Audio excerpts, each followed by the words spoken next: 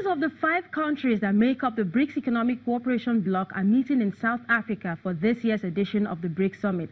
This meeting marks 10 years of the formation of the body and has the theme BRICS in Africa, collaboration for inclusive growth and shared prosperity in the 4th Industrial Revolution. Host President Cyril Ramaphosa is leading his counterparts from Brazil, Russia, India and China to a closed-door meeting in Johannesburg, where they are also engaging with invited African leaders like Fonya Singbe of Togo. Meanwhile, outside the BRICS Summit venue, a group of protesters have held what they call #BreakTheBRICS March. While some of the participants want the visiting leaders to leave South Africa over alleged human rights abuses and skepticism on the real gains of belonging to the grouping, others want the leaders to put pressure on India to resolve the situation in Kashmir. Putin, he must go back to Syria, where he killed a lot of people, the young ones, ladies, at the age of 15 years, at the age of 18 years, they are forced to be in a marriage because of the situation. The union and the civil servants organization, they have no right to stand and having any meeting. We are saying, let them go back because of the looters. Let them go back because of the satanists. Let them go back because of the liars. They come into loot in this country. South Africans are not gaining nothing. These people are gaining a lot. We are very happy. People are coming because South Africa is a rainbow nation, is welcome all over the countries. Our guest is honorable for us, but we are here because of killer of Modi. Modi is an Indian Prime Minister, is a terrorist. If you go and see in Kashmir, that is a regional issue, is not a religious issue, is an issue of a human being. More than 100,000 Kashmiris has been killed. Zimbabwe's cashless economy has left businesses in the country's capital, Harare, stranded with little or no money coming in as the country gears up for election next year. Most entrepreneurs and business people are hoping that the cash crisis will be one of the first issues that will be tackled by the elected government.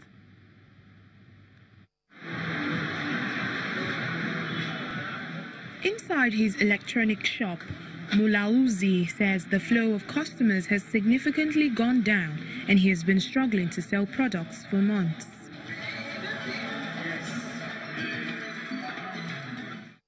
The few customers he gets normally buy small electronic devices which they pay for by using a mobile electronic system called EcoCash.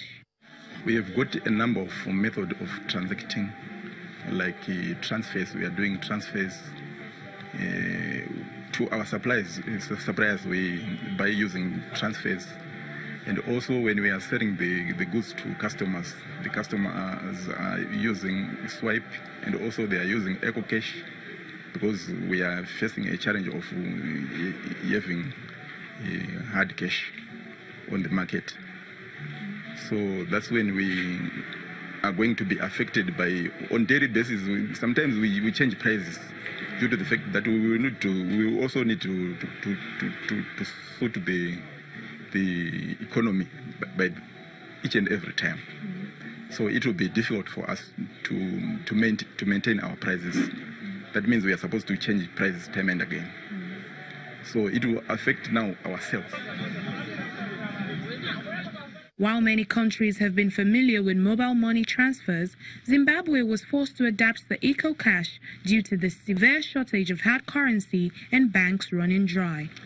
For daily transactions, locals simply load a number or code to which they need to transfer the money to, and the recipient gets the notification to confirm payment.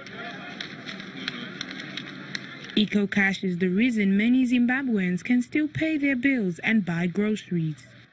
With this type of economy, we just need to maintain our stock so that we won't go out from business. So we are trying by all means to maintain our stock. We are not importing much stock at present moment. We're just trying to maintain our stock so that we will keep ourselves into business until the economy is okay. if the percentages can be lower, like 1:1 when you're doing transactions, like what the authorities have said in the first. But now the prices are getting exuberant over the use of that mode, and it's becoming a little bit tough. Due to a raging hyperinflation, Zimbabwe abandoned its own currency in 2009 in favor of the US dollar. But a widening trade deficit and lack of foreign investments led to the current cash shortage. For ordinary Zimbabweans, this means winter nights sleeping outside banks in the hope of withdrawing the few dollars that are left, sometimes $15 in coins, often nothing. The crunch wasn't solved by the introduction of the bond notes, which officially trade at parity with the US dollar, but have already depreciated to 1.60 to the dollar.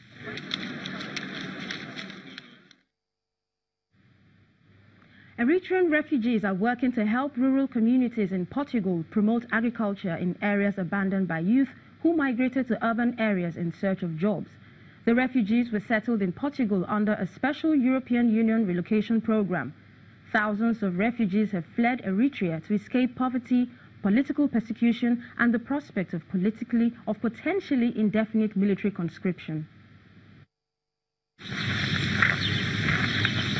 A pilot scheme meant to promote agriculture in Idana Nova, a small town in central Portugal, is including refugees who arrived in the country as part of the European Union relocation scheme.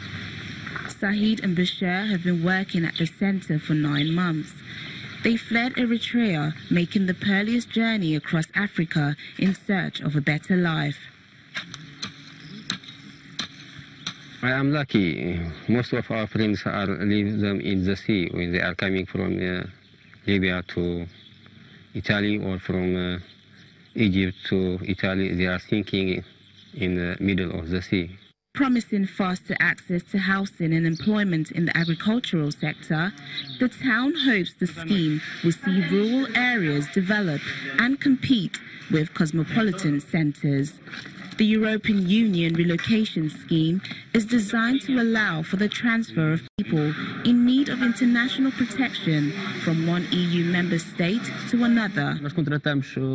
We are contracting refugees because we live in a productive region with a low population. So we need more people to help our region grow. It is an opportunity for us and for them too. Out of 6 Eritreans living in the town, 2 have been granted refugee status to work.